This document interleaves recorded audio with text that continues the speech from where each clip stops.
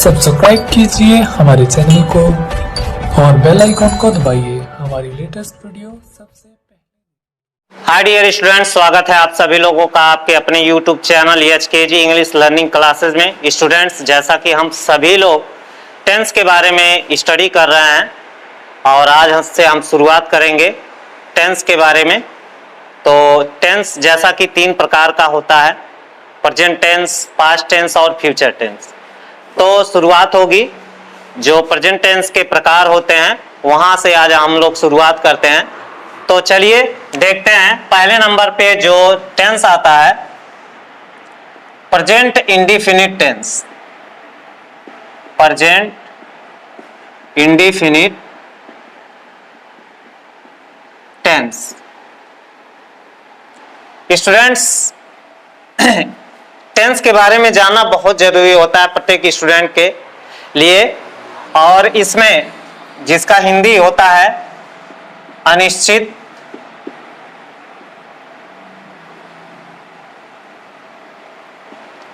अनिश्चित, वर्तमान काल,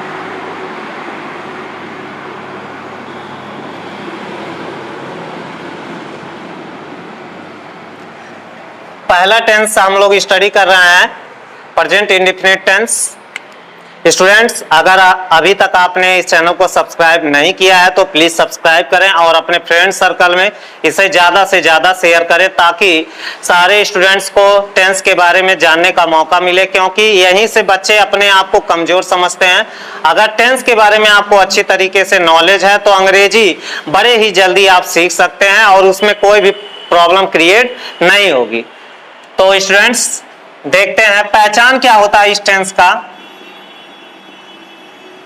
पहचान हिंदी वाक्यों के अंत में, हिंदी वाक्यों के क्रिया के अंत में, स्टूडेंट क्रिया में ये जुड़ता है, क्रिया के अंत में ता है, ती है, ते हैं, ता हूं इत्यादि का प्रयोग आता है।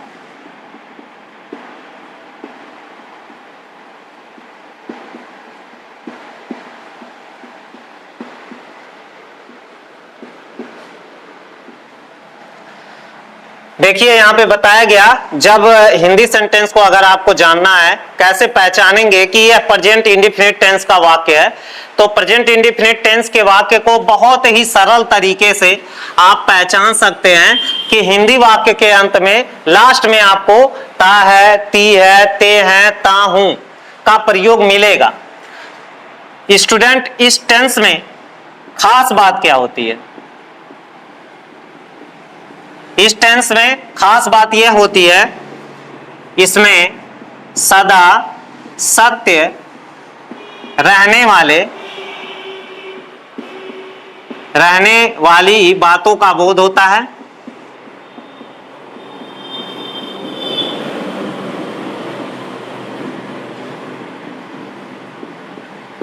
सदा सत्य रहने वाली बातों का क्या होता है? बोध होता है। दूसरा टॉपिक है, इसमें आदत प्रकट होता है, आदत प्रकट होता है।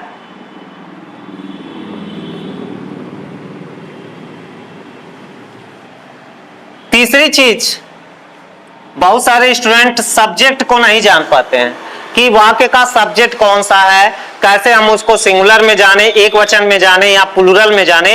ये सबसे बड़ा प्रॉब्लम जो शुरुआती स्टूडेंट लर्निंग करते हैं उनको सिंगुलर और प्लूरल का बोध नहीं होता है।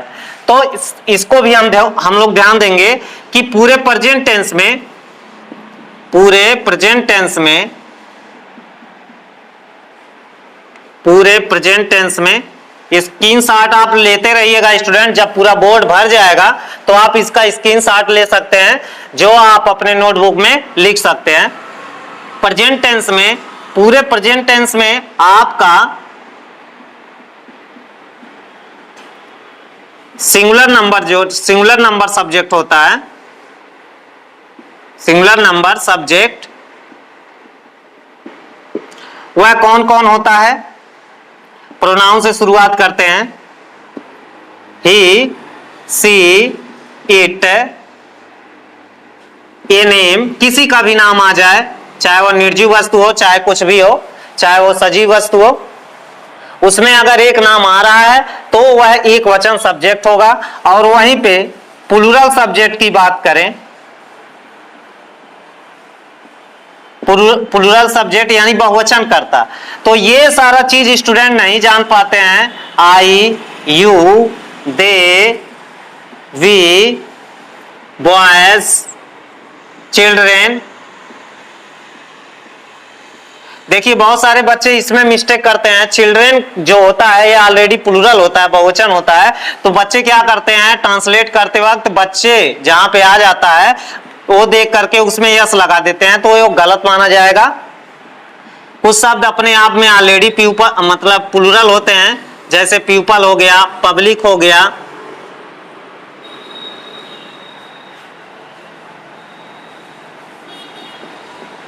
इत्यादि। देखिए स्टूडेंट्स फिर से हम रिवाइज करते हैं आप लोगों को कि प्रेजेंट इंडेफिनिट टेंस जो होता है उसे अनिश्चित वर्तमान हिंदी में कहा जाता है, या साधारण वर्तमान काल भी इसे कह सकते हैं। साधारण सिंपल प्रेजेंट टेंस भी इसको कहा जाता है। तो हिंदी वाक्यों के अंत में, क्रिया के अंत में आपको क्या मिलेगा, ता है, ती है, ते हैं, ता हूं इत्यादि का प्रयोग आता है। और भी बहुत सारी चीजें इसमें बताई जाएंगी आगे। खास बात क्या होती है इसमें, सदा सत्य रहने वाली बातों का हमें क्या होता है, बोध होता है। दूसरा क्या होता है, आदत प्रकट होता है। तो और पूरे प्रेजेंट टेंस में स्टूडेंट सिंगुलर नंबर और प्लूरल नंबर का ध्यान नहीं रख पाते हैं, और इसलिए उनको ये प्रॉब्लम होती है कि किस सब्जेक्ट के साथ कौन सी क्रिया का हम प्रयोग करें, ये कंफ्यूजन होता है। तो यहाँ पे है पूरे प्रेजेंट टेंस में सिंगुलर नंबर सब्जेक्ट यानी एक वचन कर्ता क्या होता है, ही, सी, इट, और एक नाम, किसी का नाम होता है। दूसरा चीज ये है प्लूरल सब्जेक्ट यानी बहुवचन कर्ता। बहुवचन कर्ता क्या है, आई। आई तो हमेशा सिंगुलर ही होता है, लेकिन प्रेजेंट टेंस में इसको प्लूरल की श्रेणी में रखा जाता है।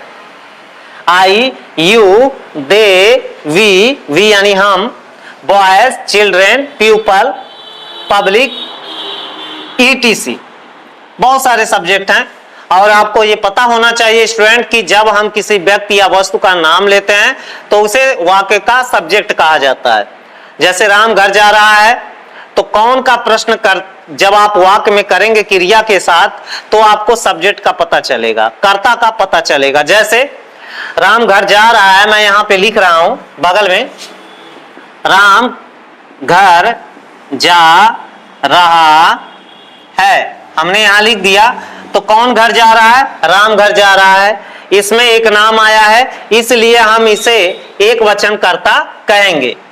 और दूसरा, बच्चे पतंग उड़ा रहे हैं, बच्चे पतंग उड़ा रहे हैं, तो इसमें बच्चों की संख्या कितनी है, अधिक है, चिल्ड्रेन यहां पे लिखा हुआ है। देखिए बहुवचन सब्जेक्ट हो गया, बच्चे वहां पे लिखा गया है, राम एक नाम लिखा गया है तो उसे एक वचन कर्ता कहा जाएगा। बच्चे यहां पे आया है तो उसे बहुवचन कर्ता कहा जाएगा। अब इस क्रम में स्टूडेंट्स हम लोग ध्यान देंगे कि सदा सत्य रहने वाली बात और आदत का बोध होता है प्रेजेंट टेंस में, प्रेजेंट इंडेफिनिट टेंस में। उदाहरण नीचे दे रहा हूं, जैसे देखिए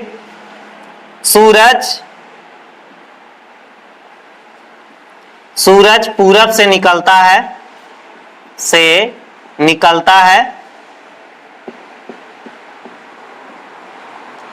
तो आप अनुमान लगा सकते हैं जब भी आप जन्म लेते हो तो आपको यही दिखता है कि सूरज पूरब से क्या करता है, निकलता है, और ये बात सत्य है।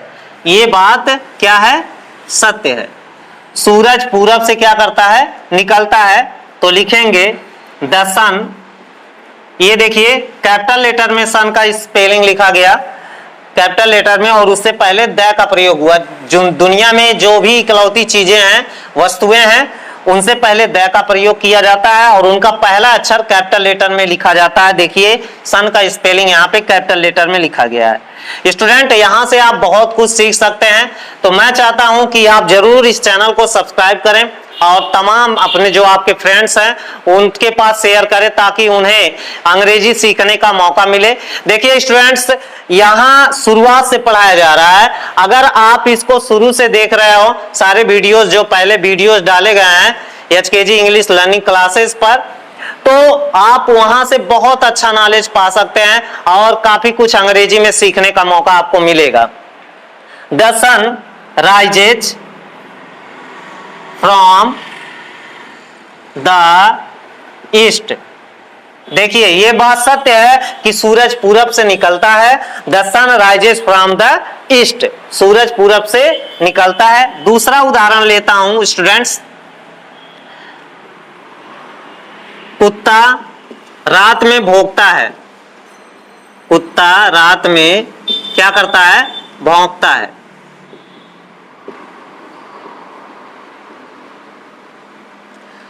कुत्ते की क्या है? आदत है, ये उसकी क्या है? हैबिट है कि वह रात में क्या करता है? भौंकता है। जरा से भी आवाज सुनेगा, कहीं भी स्ट्रेंज आवाज उसे कहीं भी आ रहा है तो उसे वह क्या करेगा?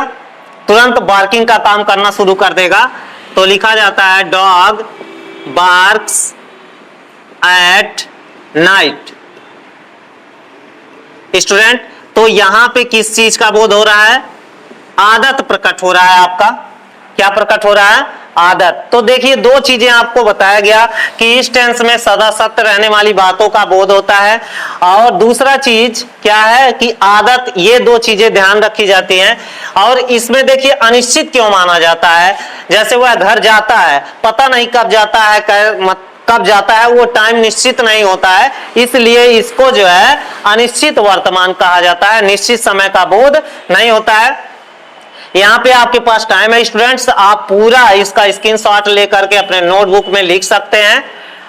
मैं आपको 2-3 सेकंड टाइम दे रहा हूं।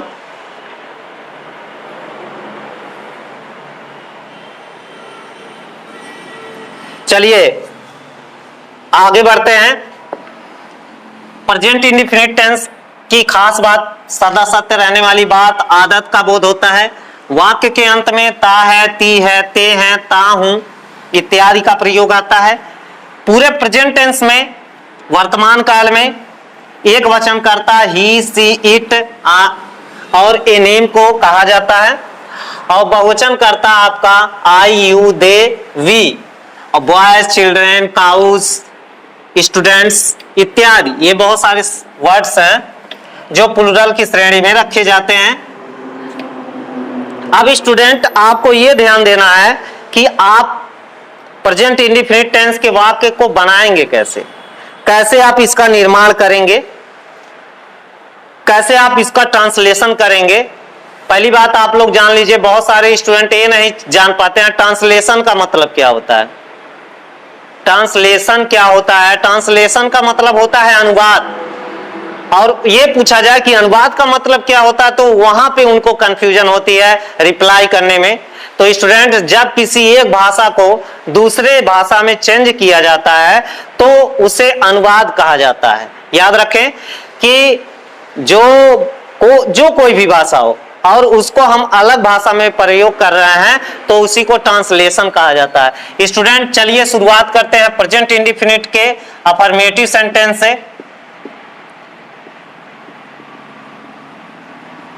अफर्मेटिव या पॉजिटिव सेंटेंस से।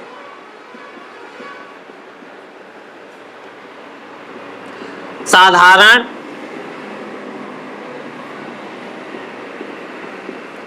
वाक्य। साधारण वाक्य क्या होता है? जो बोलचाल की भाषा में आप अक्सर प्रयोग करते हो, जिसका उत्तर हाँ में आता है, उसी को साधारण कहा जाता है। अगर मैं कहूं राम घर जा रहा है तो अगर आपसे पूछा जाए कि क्या राम घर जा रहा है तो आपका रिप्लाई क्या होगा? आप यही बोलोगे ना, राम घर जा रहा है, यानी कि आपका रिप्लाई हाँ में आएगा। और जो भी सेंटेंस का हाँ में रिप्लाई आता है उसे ही अफर्मेशन कहा जाता है, यानी अफर्मेटिव सेंटेंस कहा जाता है। ये भी आप विशेष ध्यान देंगे, क्योंकि ये भी कंफ्यूज रहते हैं बच्चे। अगर बोल दिया जाए आप कुछ अफर्मेटिव सेंटेंस बताओ, तो वो थोड़ा सा सोचने लगते हैं कि अफर्मेटिव सेंटेंस आखिर कौन सा है, कैसे मैं बताऊं, दिमाग लगाने लगते हैं। चूंकि बहुत सिंपल है, जब आप ये जान ले कि कोई भी उस सेंटेंस में प्रश्नवाचक शब्द का प्रयोग नहीं हुआ है, ना तो किसी नकारात्मक शब्द का प्रयोग हुआ है, तो आपको जान लेना चाहिए कि यह सेंटेंस अफर्मेटिव सेंटेंस है, यानी साधारण बात। अब रूल नंबर 1 देखते हैं। रूल फर्स्ट, ध्यान देंगे स्टूडेंट, जैसा कि आपको बताया गया कि एक वचन करता ही, सी, इट, ए नेम होता है, और बहुवचन करता आई, यू, दे, वी होता है। प्रोनाउन सब्जेक्ट जो हम अपने नाम के जगह या किसी थर्ड पर्सन के जगह प्रयोग करते हैं। तो रूल बता रहे हैं, ही, सी, इट, ए नेम, कर्ता एक वचन के साथ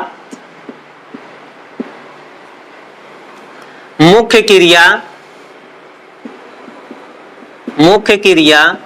की प्रथम अवस्था का मुख्य क्रिया। स्टूडेंट इस बात पे ध्यान देंगे आप, जो शब्द काम प्रकट करता है, जो शब्द काम प्रकट करता है उसी को क्रिया कहा जाता है। जो शब्द काम प्रकट करता है उसे ही क्या कहा जाता है, क्रिया कहा जाता है। इस बात का आप ध्यान देंगे। थोड़ा साइन आएगा स्टूडेंट बोर्ड पे, लाइट चली गई। कर्ता एक वचन के साथ मुख्य क्रिया की प्रथम अवस्था का प्रयोग करते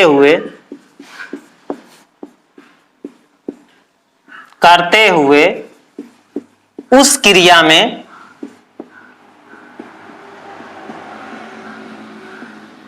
यस, ईएस या आईईएस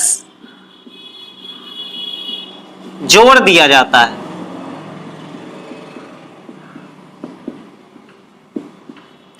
ऐसा क्यों किया जाता है, ये आपने कभी गौर किया? बहुत सारा सेंटेंस आप देखते होंगे, उसमें यस या ईएस लगा होता है, आईईएस लगा होता है। क्यों लगा होता है? क्योंकि स्टूडेंट्स ये जो सब्जेक्ट आपका है वह कितना नंबर है, एक वचन करता है। ध्यान देंगे, ये जो सब्जेक्ट ही, सी, इट, ये प्रोनाउन लिखे गए हैं और ये नाम, ये नाउन आएगा।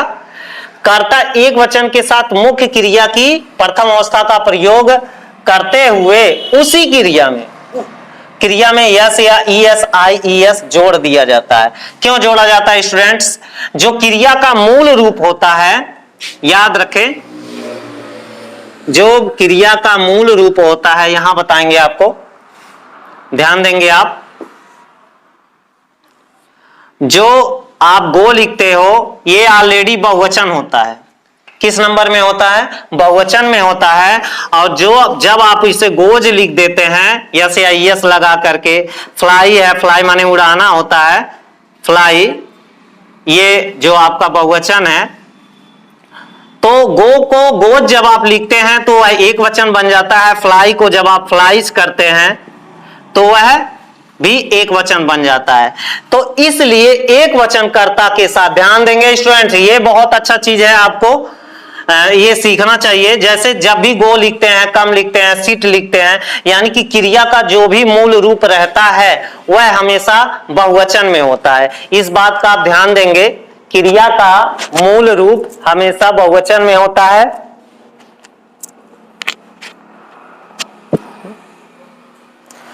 और इसमें आप एक वचन कर्ता के साथ एक वचन की क्रिया और बहुवचन के साथ बहुवचन की क्रिया प्रयोग करते हैं। तो एक वचन सब्जेक्ट होने की वजह से इसमें एक वचन उस क्रिया को बनाने के लिए यस या ईएस या आईईएस का प्रयोग किया जाता है।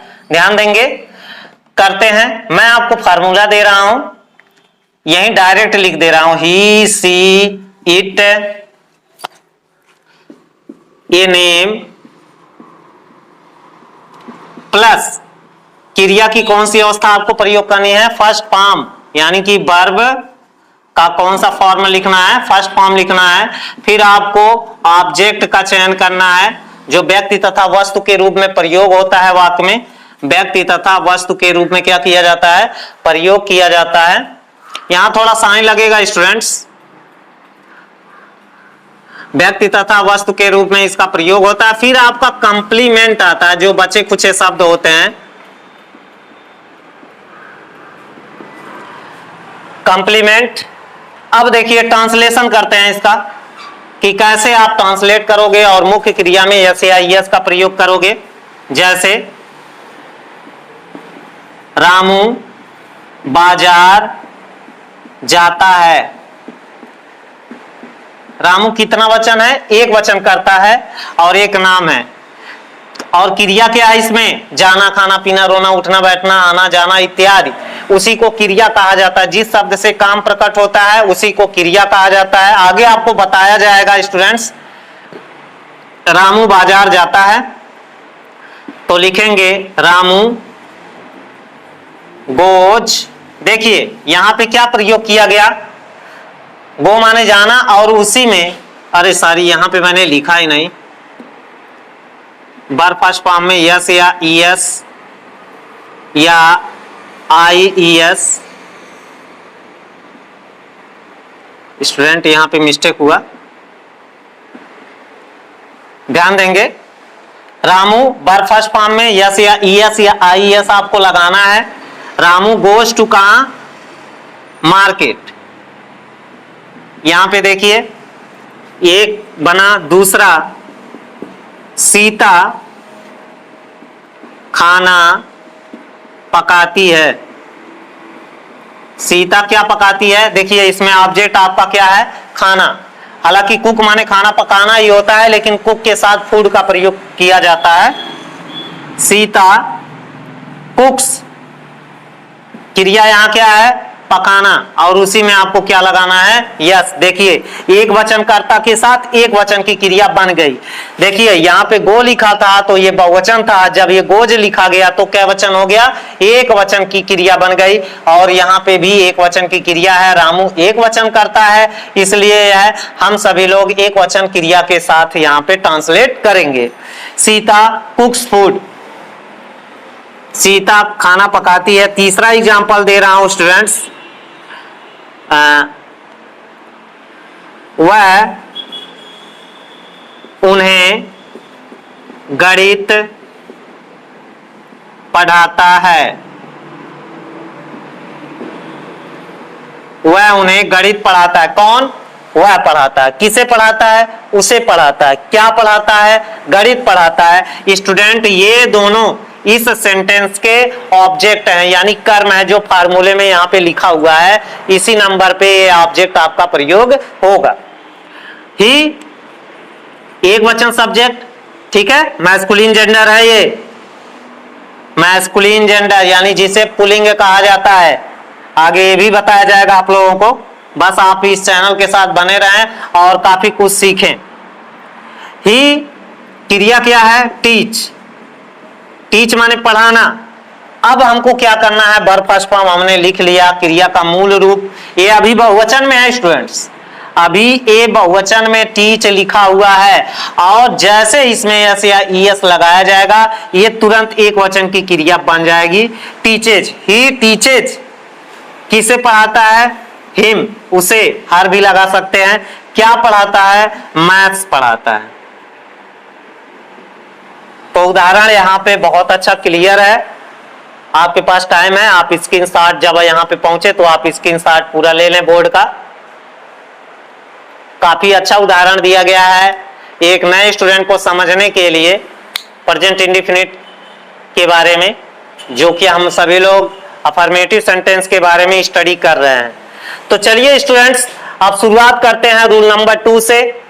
जैसा कि एक वचन कर्ता के साथ एक वचन की क्रिया के बारे में बताया गया और कैसे आप ऐसे सेंटेंस का ट्रांसलेशन करते हैं, तो यहां से आप सीखेंगे। अब आगे बढ़ते हैं।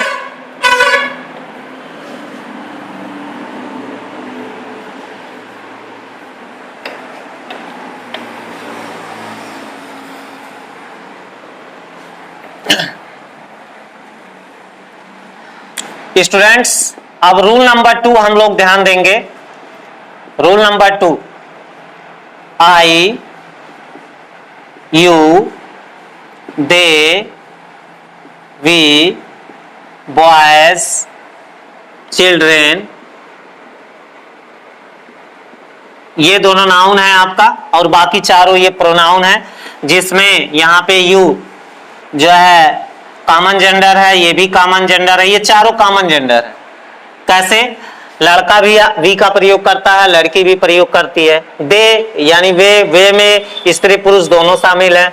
यू का प्रयोग सामने वाले के लिए, चाहे वो स्त्री हो चाहे पुरुष हो, दोनों के लिए किया जाता है। आई हम अपने नाम के जगह, अगर मैं बोल रहा हूं तो आई लगाऊंगा, लड़की बोल रही है वो भी आई अपने लिए लगाएंगी।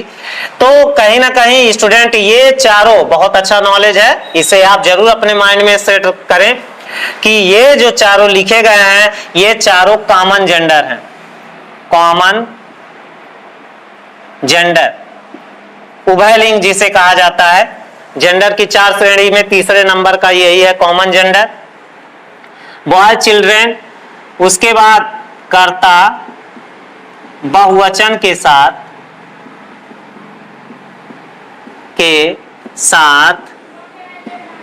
केवल क्रिया का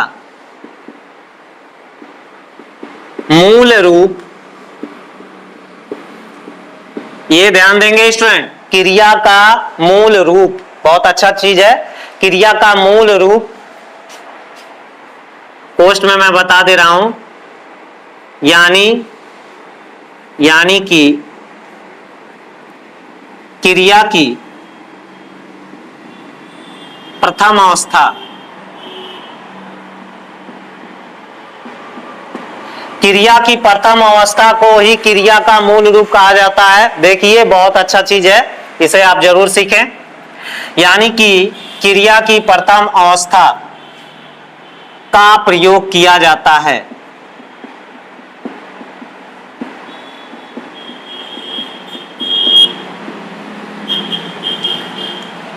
स्टूडेंट क्लियर है? आप ये जान गए कि इसमें बहुवचन कर्ता कौन है? I, you, they, we, boy, children, cows, students, people, public, ETC, बहुत सारे वर्ड्स हैं जो बहुवचन की श्रेणी में। बहुवचन का मतलब जिनकी संख्या एक से अधिक होती है उसे बहुवचन कहा जाता है। और अंग्रेजी में केवल 2 ही नंबर होते हैं, singular number and plural number. Formula मैं आपको दे रहा हूं स्टूडेंट्स,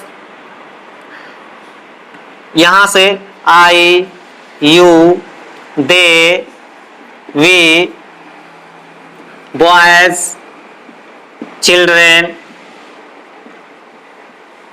ईटीसी, प्लस आपको क्रिया का कौन सा फॉर्म प्रयोग करना है? सिर्फ फर्स्ट फॉर्म। यहां यस या यस नहीं लगाना है मुख्य क्रिया में। किनके साथ? इनके साथ, यानी कि कर्ता बहुवचन के साथ आपको मुख्य क्रिया में यस या यस नहीं लगाना है। प्लस आपको क्या लिखना है? ऑब्जेक्ट लिखना है। ऑब्जेक्ट क्या, किसे किसको का प्रश्न करने पे ऑब्जेक्ट का पता चलता है। फिर आप कंप्लीमेंट का प्रयोग करोगे और लास्ट में फुल स्टॉप का प्रयोग किया जाता है। आइए देखते हैं, उदाहरण समझते हैं। मैं उनका आदर करता हूं। मैं उनका आदर करता हूं। किसका आदर करता हूं? उनका।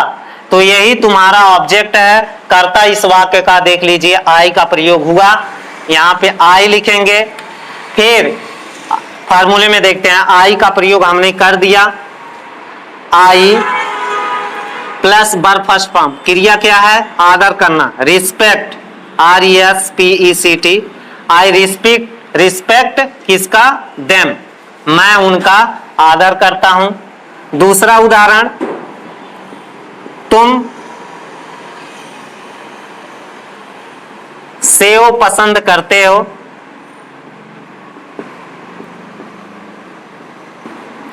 तुम सेव पसंद करते हो। क्या पसंद करते हो? सेव। तो इसके लिए क्या लिखेंगे आप? यू, यहाँ पे बहुवचन करता है। पसंद करना यही आपका क्रिया है। लाइक, यू लाइक क्या पसंद करते हैं? एप्पल। यू लाइक एप्पल, आप सेव पसंद करते हैं। तीसरा उदाहरण दे रहा हूं, वे छात्र यहां आते हैं, वे छात्र यहां आते हैं। कौन छात्र? वे छात्र। देखिए यहां पे बहुत बड़ा ब्लंडर मिस्टेक होता है स्टूडेंट से।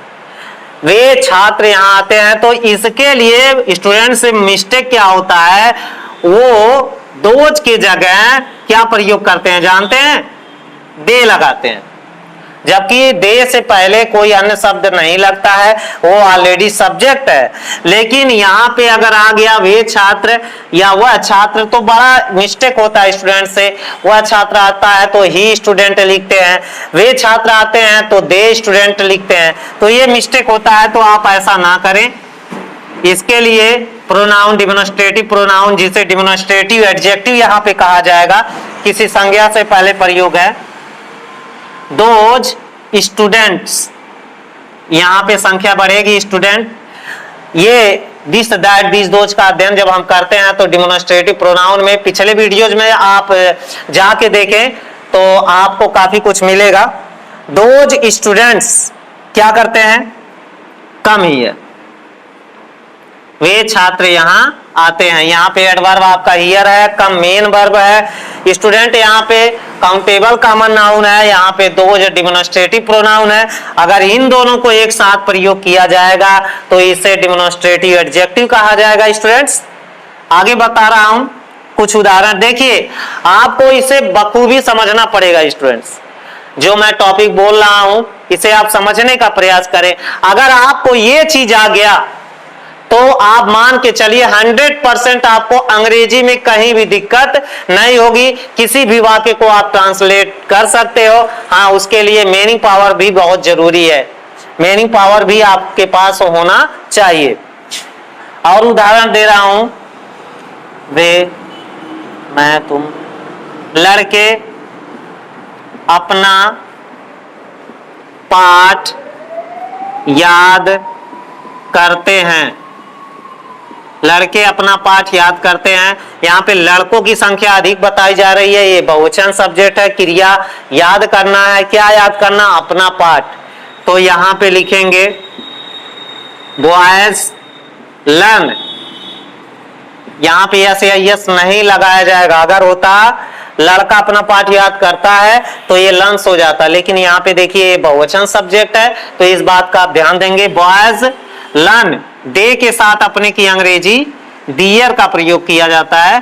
देयर लेसन्स, जब बढ़ेंगे बच्चे अपना अपना पाठ याद करेंगे तो पाठों की संख्या बढ़ेगी, तो यहाँ पे लेसन्स हो जाएगा। ये आपका संज्ञा में यस या यस लग जाएगा बहुवचन बनाने के लिए। तो स्टूडेंट्स ये आप स्क्रीनशॉट इसका ले लीजिए, आपके पास टाइम है। बहुत अच्छे तरीके से बताया गया प्रेजेंट इंडेफिनिट टेंस के अफर्मेटिव सेंटेंस के बारे में। आपको काफी अच्छा नॉलेज दिया गया। आशा करते हैं कि आप इसको बखूबी समझेंगे और देखेंगे। स्टूडेंट्स एक बार फिर कहना चाहूंगा कि आप इस चैनल को सब्सक्राइब जरूर करें और अपने फ्रेंड में ज्यादा से ज्यादा शेयर करें। प्रेजेंट इंडेफिनिट टेंस का, प्रेजेंट इंडेफिनिट टेंस का हम सभी लोग बी नंबर यानी सेकंड नंबर निगेटिव सेंटेंस पढ़ेंगे।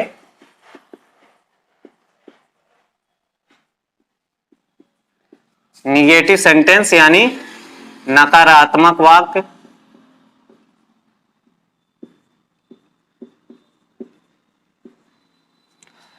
वह वाक्य जिसमें निषेध प्रकट होता है, मनाही प्रकट होता है, उसे निषेधात्मक वाक्य कहा जाता है।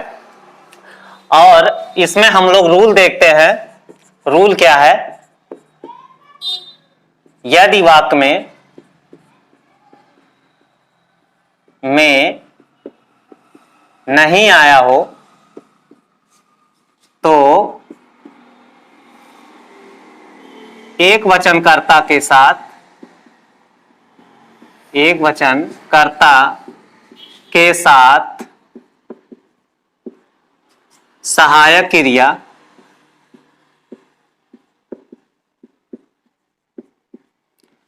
डज डज के बाद जो है हम लोग, ये सहायक क्रिया है, उसके बाद जो है नॉट का प्रयोग करेंगे। सहायक क्रिया डज नॉट का प्रयोग करते हैं और बहुवचन कर्ता के साथ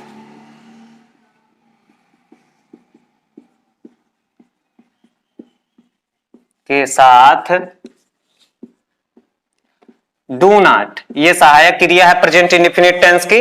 देखिए निगेटिव सेंटेंस में ही सहायक क्रिया मिलती है और प्रेजेंट इंडेफिनिट के अफर्मेटिव सेंटेंस में कोई सहायक क्रिया नहीं प्रयोग होती है, क्योंकि उसमें एक वचन कर्ता के साथ एक वचन की क्रिया प्रयोग होती है और बहुवचन कर्ता के साथ बहुवचन की क्रिया प्रयोग होती है, इसलिए उसमें कोई सहायक क्रिया नहीं लाया जाता है। अब आपको जब आप इस टेंस का निगेटिव सेंटेंस पढ़ेंगे तो ये दो सहायक क्रियाएं आपको मिलेंगी, डू और डज, जिसके साथ नॉट का प्रयोग आप करेंगे।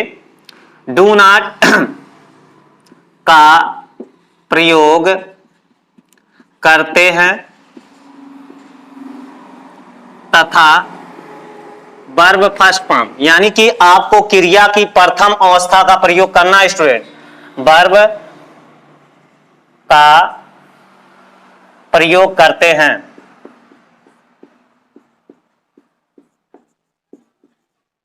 देखिए फार्मूला क्या है इसका, क्लियर है बात।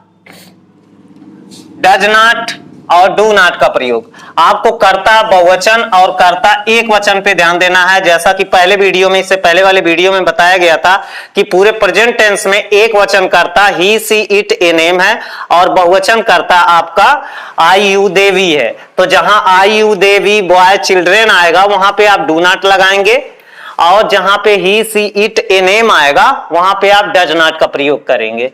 अब यहां पे फार्मूला लिख रहा हूं, subject plus do does plus not, इसे हम एचबी भी कहते हैं, एचबी यानी हेल्पिंग वर्ब, यहां पे ये ध्यान देंगे आप। और मुख्य क्रिया की प्रथम अवस्था का प्रयोग किया जाता है, फिर आप ऑब्जेक्ट या कंप्लीमेंट जैसे शब्दों का प्रयोग करेंगे। एक वचन कर्ता के साथ ध्यान रहे स्टूडेंट, एक वचन कर्ता के साथ डज नॉट का प्रयोग करना है, बहुवचन कर्ता के साथ डू नॉट का प्रयोग करना है। अब जैसे एग्जांपल दे रहा हूं, रामू स्कूल नहीं जाता है। रामू स्कूल नहीं जाता है, तो कौन स्कूल नहीं जाता है? रामू। इसमें कर्ता कौन है? आपका रामू है। रामू क्या वचन है? देखा जाए तो एक वचन कर्ता है। ध्यान रहे, सिंगुलर प्लूरल का अगर आप ध्यान नहीं देंगे तो आपको ट्रांसलेशन करने नहीं आएगा, अनुवाद करने नहीं आएगा, हिंदी से इंग्लिश बनाने में आपको कठिनाई होगी। तो देखिए यहां पे रामू, रामू आपका सब्जेक्ट हो गया, उसके बाद सहायक क्रिया डज का प्रयोग करोगे, उसके बाद क्या लगाओगे? नॉट लगाओगे, फिर क्रिया की प्रथम अवस्था गो। कहां जाना है? गतिमान स्थिति में बोध होने पर प्रीपोजिशन टू का प्रयोग करते हैं, स्कूल, स्कूल। फिर दूसरा एग्जांपल बहुवचन कर्ता का दे रहा हूं, बच्चे,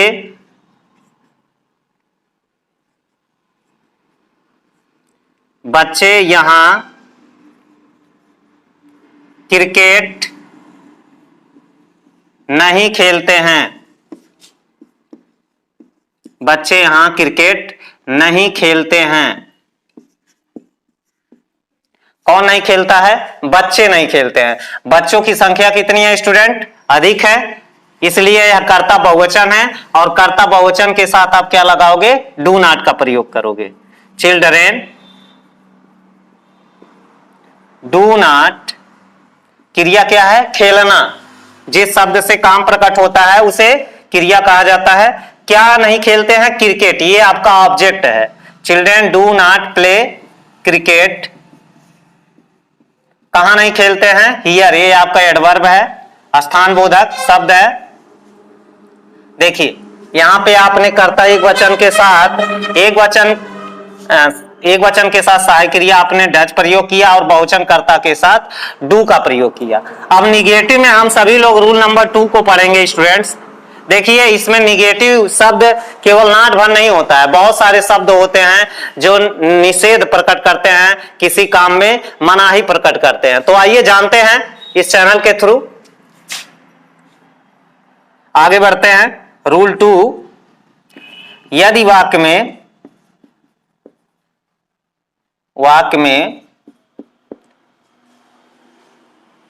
नो वन, ध्यान देंगे ये सब निगेटिव वर्ड है स्टूडेंट्स।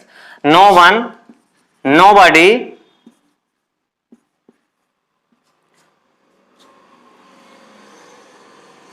नो एनी बॉडी,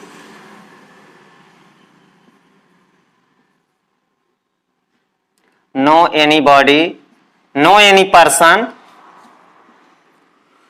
कुछ भी संज्ञा आएगा आपका, मैं आपको समझने के लिए बता रहा हूं। नो एनी पर्सन, आया हो तो, आया हो तो मुख्य क्रिया में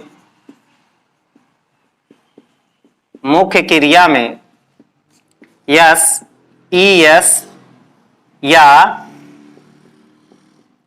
आईईएस जोड़ दिया जाता है।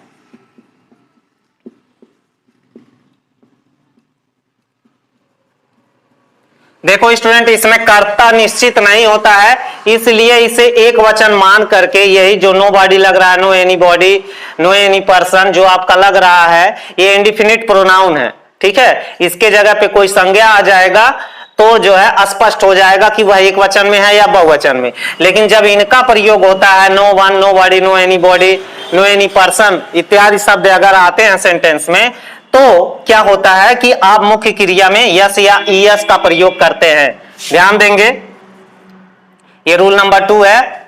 इसको लिखने के बाद तब आप लोग जो है इसका स्क्रीनशॉट ले लीजिएगा।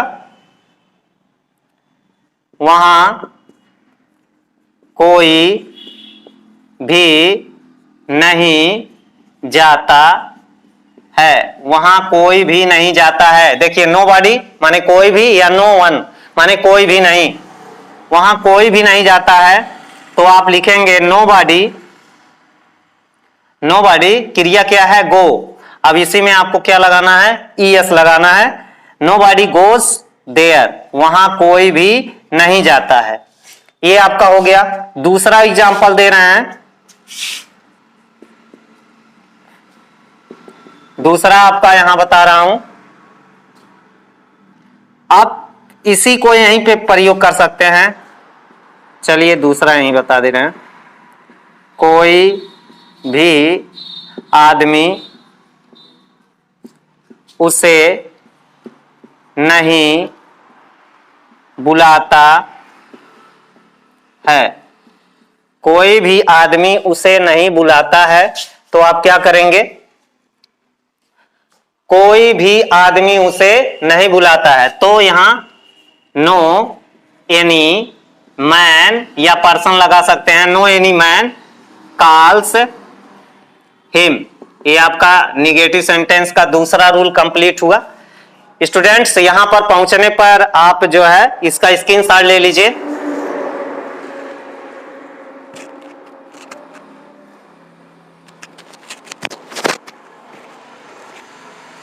हो गया होगा। हम अब आगे बढ़ते हैं रूल नंबर 3 की तरफ, जिसमें आपको यह बताया गया है कि नकारात्मक शब्द क्या होता है।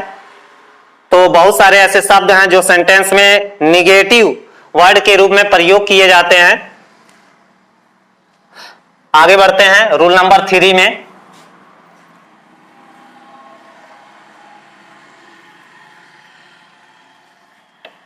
निगेटिव बहुत बड़ा है स्टूडेंट्स, कई सारे रूल्स हैं इसमें।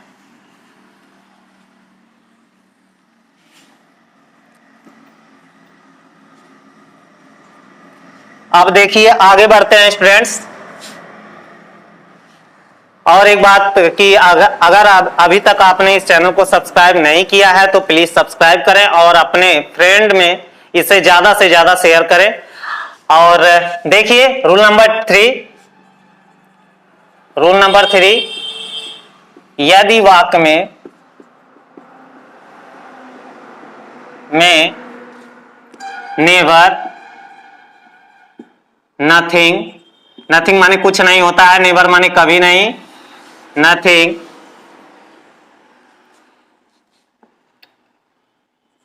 नॉन ऑफ देम, ये ऑलरेडी बहुवचन होता है, ये इसका बहुवचन है, इसके साथ क्रिया की प्रथम अवस्था का ही प्रयोग किया जाएगा।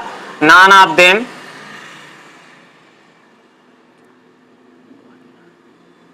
और नाइदर नॉर,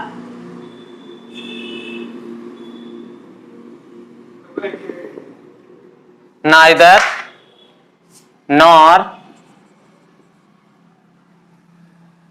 फिर आता है not only, not only but also का प्रयोग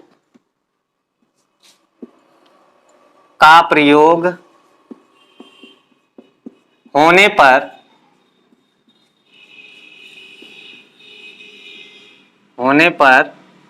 कर्ता के वचन के अनुसार क्रिया में यस, ईएस या आईईएस का प्रयोग किया जाता है।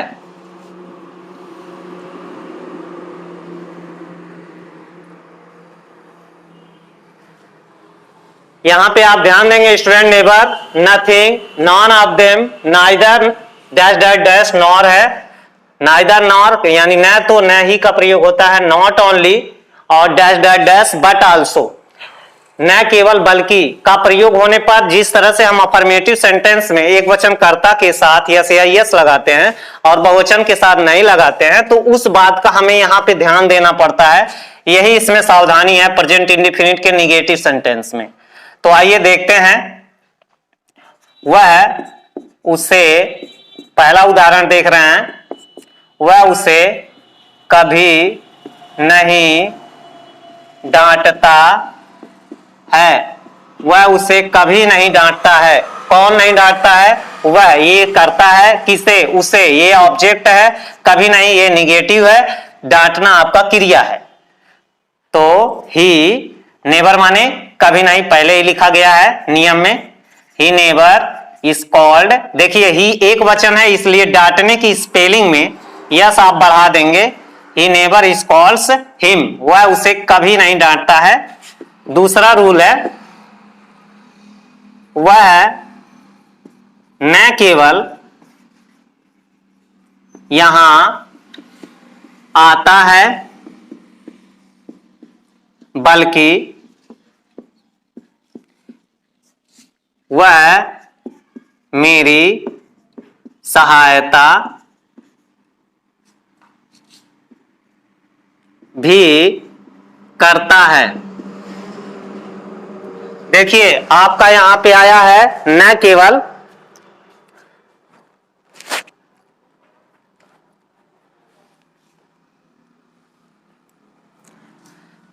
वह न केवल यहां आता है बल्कि, ओ सॉरी, बल्कि वह मेरी क्या करता है? सहायता करता है। देखिए स्टूडेंट्स, इसमें कर्ता एक वचन है, कर्ता एक वचन होने के नाते लिखा जाएगा ही नॉट ओनली, कम में अब आपको कम्स लगाना पड़ेगा, कम्स हियर बट आल्सो, देखिए यहां पे बट आल्सो लिखा गया है, not only dash dash dash but also, न केवल बल्कि। जब ऐसा सेंटेंस आता है स्टूडेंट देख लीजिए, इसमें भी नॉट आया है, ठीक है, तो यहां पे डू डच का प्रयोग आप नहीं करेंगे। इन शब्दों के साथ जो निगेटिव वर्ड यहां पे प्रयोग किए गए हैं, इनके साथ आप कभी भी डू डच का प्रयोग नहीं करेंगे सहायक क्रिया के रूप में। He not only comes here but also he helps, देखिए यस यहां भी लग गया, क्रिया सहायता करना, मी, वह मेरी सहायता भी करता है। फिर आता है तीसरा, उनमें से वहां कोई नहीं पढ़ता है, उनमें से वहां कोई भी नहीं पढ़ता है। तो देखिए यहां पे लिखा गया है नॉन ऑफ देम, ठीक है, नॉन ऑफ देम, ये दे का ऑब्जेक्ट है इसलिए बहुवचन की श्रेणी में आ गया। नॉन ऑफ देम रीड, यहां पे यस नहीं लगेगा, none of them read their, ये आपका हुआ। फिर चौथा आपका आता है न तो वे यहां आते हैं, न ही, ध्यान देंगे स्टूडेंट्स, न तो वे यहां आते हैं, ये देखिए कर्ता बहुवचन है आपका, क्रिया यहां कम है इसलिए यस या यस नहीं लगेगा कर्ता बहुवचन होने की वजह से। न ही मैं वहां जाता हूं, ये भी कर्ता बहुवचन में आ गया है। तो आप क्या लिखेंगे इसके लिए, वहां लिखा है neither dash dash dash, nor का प्रयोग करेंगे आप, नाइदर ही नहीं they, neither they come here nor I go there. तो इस तरीके से स्टूडेंट ये निगेटिव सेंटेंस का हम लोग प्रेजेंट इंडेफिनिट में अनुवाद करते हैं। आशा करते हैं कि यह वीडियो आपको पसंद जरूर आएगा और जो करते हैं प्रेजेंट इंडेफिनिट टेंस के निगेटिव सेंटेंस का। अब थोड़ा शैडो आएगा स्टूडेंट्स, प्रेजेंट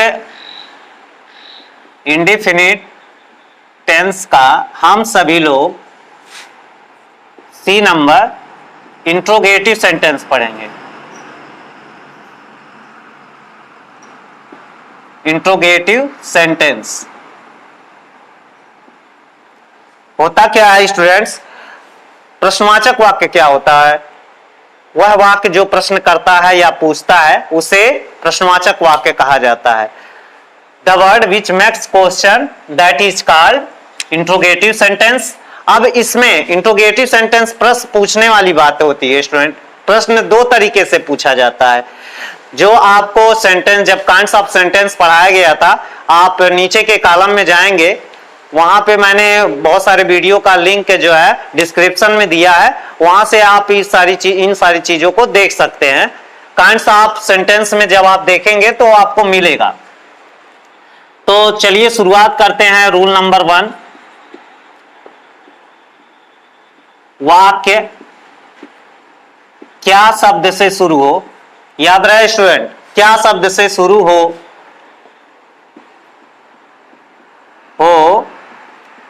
तो सहायक क्रिया, जिसे हम हेल्पिंग वर्ब कहते हैं, हेल्पिंग वर्ब डू या डज को, ये ध्यान देंगे, यही इस टेंस की सहायक क्रिया है। अफर्मेटिव में इसका प्रयोग नहीं होता है, लेकिन निगेटिव सेंटेंस में जैसे ही आप आते हो इन दोनों का प्रयोग होता है। एक वचन कर्ता के साथ आप डज लगाओगे और बहुवचन कर्ता के साथ डू का प्रयोग करोगे। जब आप अफर्मेटिव सेंटेंस देखोगे स्टूडेंट तो उसमें सिंगुलर नंबर सब्जेक्ट और प्लूरल नंबर सब्जेक्ट के बारे में बताया गया है। तो डू या डज, फिर उसके बाद को कर्ता से पहले यानी सब्जेक्ट से पहले, कर्ता से पहले प्रयोग करते हैं।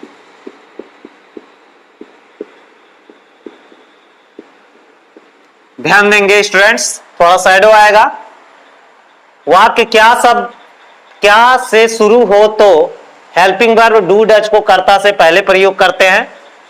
यही सहायक क्रिया आप पहले लिख दोगे तो होगा क्या कि उसी का हिंदी अर्थ क्या हो जाएगा, यहां पे लिखा हुआ है क्या, फार्मूला दे रहा हूं, डू डज प्लस सब्जेक्ट, अगर वाक्य में नहीं आया है तो नॉट को दोनों एक साथ बता देंगे, प्लस क्रिया की प्रथम अवस्था का ही प्रयोग करेंगे स्टूडेंट, फिर आप ऑब्जेक्ट लिखोगे, फिर अदर का प्रयोग करेंगे। क्वेश्चन मार्क लगाना बहुत जरूरी है। प्रत्येक प्रश्नवाचक वाक्य में जहां भी क्वेश्चन किया जाता है तो लिखते वक्त आपको यह दर्शाना बहुत जरूरी है, पंक्चुएशन का प्रयोग करना बहुत जरूरी है। अब देखते हैं ट्रांसलेशन हिंदी में दे। क्या वह दूध पसंद करता है? क्या वह दूध पसंद करता है? देखिए स्टूडेंट, क्या आया है?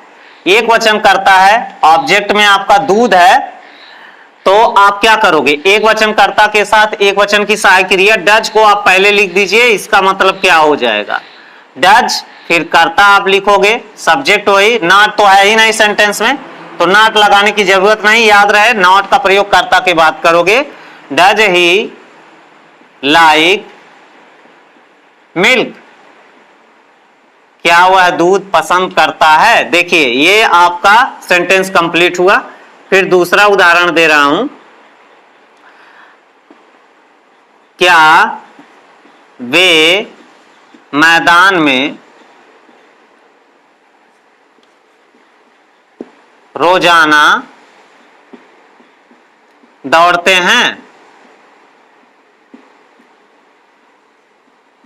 ध्यान देंगे स्टूडेंट्स, लिखा है आपका क्या वे मैदान में रोजाना दौड़ते हैं, तो आप क्या करोगे? इसमें कर्ता बहुवचन पहले आ गया, तो आप सहायक क्रिया यहां से क्या चुनेंगे? डू को चुनेंगे।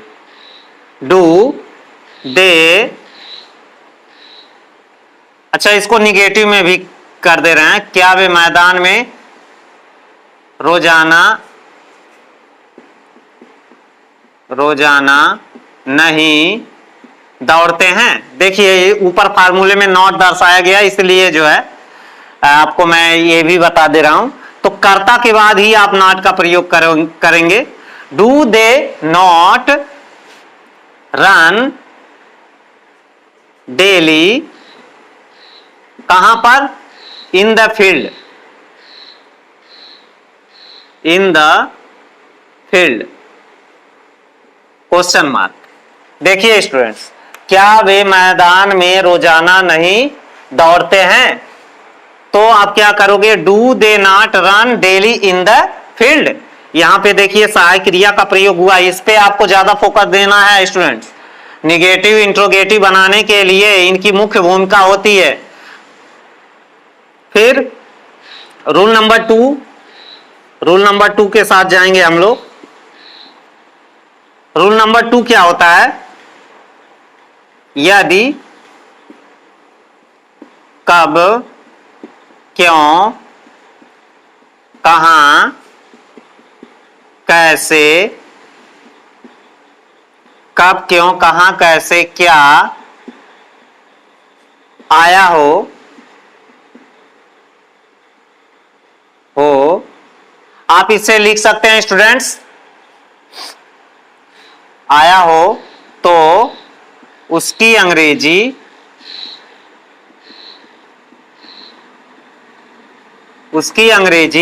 सबसे पहले प्रयोग करते हैं। सबसे पहले प्रयोग करते हैं। ध्यान देंगे, कब, when, why, where, how, what. यहां देखिए क्या वाक्य के बीच में मिलेगा, इसको मत समझिएगा। कभी भी याद रखिए कि प्रश्नवाचक वाक्य में वाक्य क्या शब्द से शुरू हो रहा है, तो आपको व्हाट कभी नहीं लिखना है। इस बात का आप हमेशा ध्यान देंगे। फिर इसका मैं फार्मूला दे रहा हूं। क्वेश्चन वर्ड, उसी को बोलते हैं कब, क्यों, कहां, कैसे, क्या। Question word plus subject plus question word के बाद हेल्पिंग वर्ब आएगा। Do does plus subject plus not plus verb first form plus object question mark. ये देखिए फार्मूला आपका बड़ा हो गया। क्वेश्चन वर्ड वही है, कब, क्यों, कहां, कैसे, क्या अगर वाक्य में मिलेगा तो आप सबसे पहले उसकी अंग्रेजी का प्रयोग करेंगे, फिर आपको यह ध्यान देना है कि सब्जेक्ट एक वचन आया है या बहुवचन आया है। तो अगर एक वचन करता है यहां पे सब्जेक्ट, तो आप सहायक क्रिया डज को लिखोगे। अगर बहुवचन करता है या आई यू दे वी में से कुछ है, या बॉय चिल्ड्रेन स्टूडेंट्स आया है, तो आप डू लिखेंगे। तो देखिए एग्जाम्पल, तुम यहां कब आते हो, तुम यहां कब आते हो। यहां देखिए क्वेश्चन वर्ड आया है वाक्य के बीच में, तो सबसे पहले आप इसी की मीनिंग लिखेंगे व्हेन। फिर आप देखेंगे कि कर्ता कितना नंबर में है, एक वचन है या बहुवचन है। तो यहां पे तुम के अनुसार सहायक क्रिया आप डू का चयन करोगे। Do you, when do you come, ये आपका सेंटेंस बन गया। फिर दूसरा एग्जांपल यहां दे रहा हूं, ध्यान देंगे। व्हेन ये आपका वाक्य के बीच में कब, क्यों, कहां, कैसे, क्या, तो उन्हीं में से एक शब्द यहां पे प्रयोग हुआ है कब, जो कि एक प्रश्नवाचक शब्द है और जिसकी मीनिंग होती है व्हेन। और व्हेन के बाद डू का प्रयोग हुआ है क्योंकि कर्ता बहुवचन है, इस बात का ध्यान देंगे। फिर आगे बढ़ते हैं, रूल नंबर 2, वह क्या बेचता है। वह क्या बेचता है, ऑब्जेक्ट का पता करने के लिए, निर्जीव ऑब्जेक्ट का पता करने के लिए क्या का प्रश्न किया जाता है। देखिए वाक्य के बीच में यहां और यहां देखिए फर्क है, यहां कर्ता पहले आया है और यहां क्या पहले आया है, तब करता है, और जबकि यहां कर्ता पहले है फिर क्या आया है। तो ऐसी दशा में आप क्वेश्चन वर्ड यानी व्हाट का प्रयोग करेंगे। व्हाट डज ही एक वचन है, सिंगुलर नंबर है, तो आप क्या करोगे, what does he sell, SELL। देखिए तो इस तरीके से स्टूडेंट्स आपका WS टाइप क्वेश्चन और यस या नो टाइप क्वेश्चन, देखिए जो वाक्य हेल्पिंग वर्ब से, इस बात पे भी ध्यान दें, मैं आपको बताता रहूंगा कि वाक्य कभी भी क्या शब्द से शुरू होता है, और हिंदी में, इंग्लिश में डज से शुरू, मतलब किसी सहायक क्रिया से शुरू होता है, तब आप क्या करो, तब उससे यस या नो टाइप क्वेश्चन कहते हैं, यस और नो टाइप क्वेश्चन। और जो सेंटेंस WS से, यहां देख सकते हैं आप WS से शुरू है, यहां भी WS से शुरू है, इसी को कहा जाता है WS टाइप क्वेश्चन। यस या नो टाइप क्वेश्चन का जवाब यस या नो में दिया जाता है जब कभी क्या से पूछा जाता है, और WS टाइप क्वेश्चन जब भी सेंटेंस में आते हैं तो क्या किया जाता है कि आप इसका जो रिप्लाई देंगे वह आपको पूरा देना पड़ेगा। जैसे अगर पूछा जाए तुम कहां जा रहे हो, तो आप ऐसे नहीं कहोगे कि दिल्ली जा रहा हूं, घर जा रहा हूं, स्कूल जा रहा हूं, ऐसे नहीं बोलना है आपको। आपको उस प्रश्न का जवाब पूरा देना है। मैं घर जा रहा हूं, या ज्यादा लोग हैं तो वहां पे हम का प्रयोग करेंगे, हम घर जा रहे हैं। तो इस तरह से आप क्वेश्चन वर्ड का जवाब जब भी देंगे तो आपको पूरा देना होगा। बढ़ते हैं अगले रूल की तरफ, रूल नंबर 3। स्क्रीनशॉट आप जरूर ले लीजिएगा स्टूडेंट्स।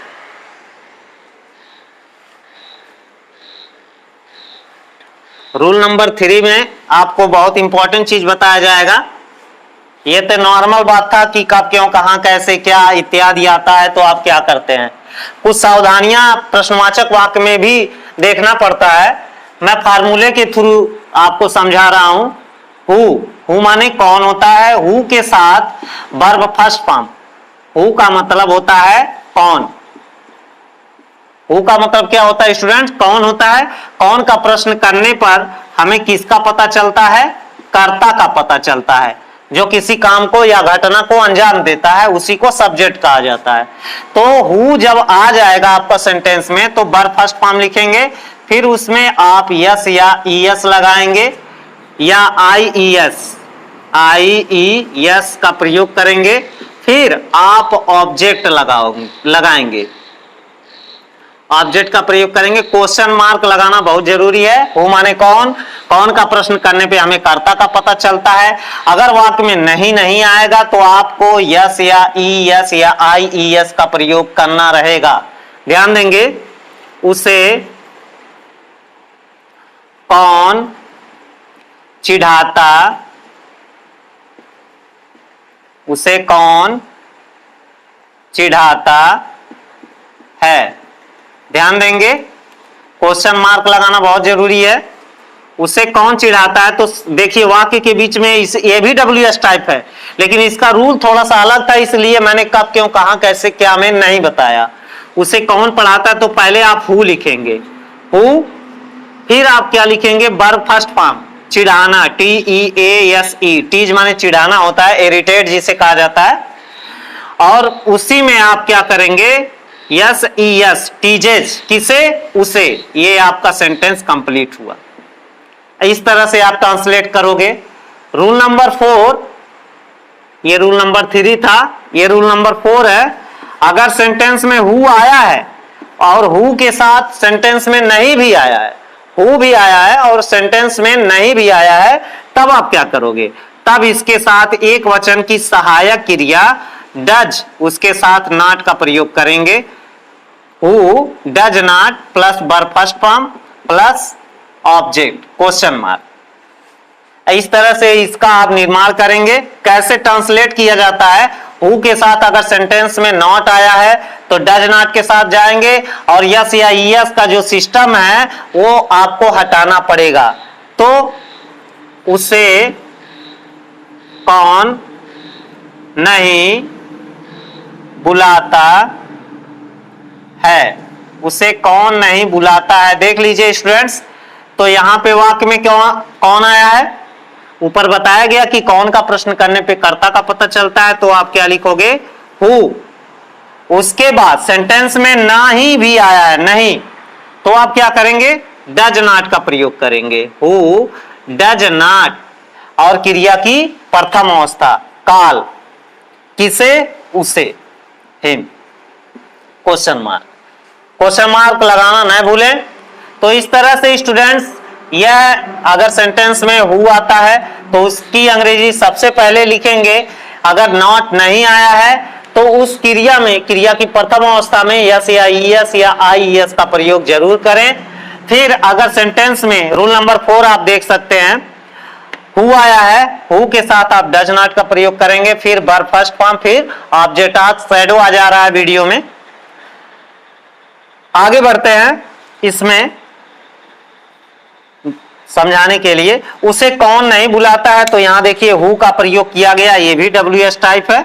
हु डज नॉट, यहां पे देखिए डज नॉट का प्रयोग हुआ है students, who does not call him, उसे कौन नहीं बुलाता है। तो इस तरीके से स्टूडेंट्स प्रेजेंट इंडेफिनिट टेंस पूरी तरह से आज इस वीडियो में समाप्त हुआ। ये पार्ट 3 रहेगा, इससे पहले पार्ट 2 और उससे पहले पार्ट 1 अपडेट किया जा चुका है यूट्यूब पर। तो मैं चाहता हूं कि आप सभी लोग इस चैनल को जरूर सब्सक्राइब करें, लाइक करें, शेयर करें, अधिक से अधिक लोगों तक पहुंचाएं, ताकि इसकी जानकारी नए स्टूडेंट को हो सके और उन्हें अंग्रेजी समझने में काफी मदद मिल सके। तो चलिए स्टूडेंट्स, मिलते हैं अगले वीडियो में, तब तक के लिए